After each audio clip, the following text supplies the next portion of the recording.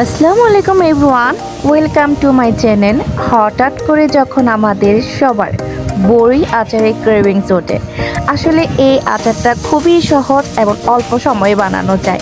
এই যে দেখেন, আমি কিন্তু এখানে বড়ির সাথে জাস্ট একটু ঝোল দিয়েছি, মানে পানি, চিনি, দারচিনি, তেজপাতা, লবণ আর পাঁচফোড়ন দিয়ে বসিয়ে দিয়েছি।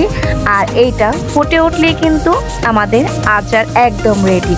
খুব অল্প সময়ে যখন আচারটা তৈরি করা হয়, খেতে কিন্তু দারুণ ভয়ঙ্কর রকমের মজার হয়। আপনার বাইরে থেকে না কিনে বাসায় এইভাবে খুব অল্প সময়ে এই আচারটি বাসায় বানিয়ে খেতে পারবেন।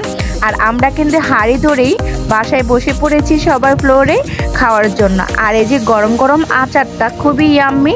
আর আপনাদের দেখতে কেমন লাগছে সেটা অবশ্যই কিন্তু কমেন্ট বক্সে জানিয়ে যাবেন। ভালো থাকবেন, আল্লাহ হাফেজ।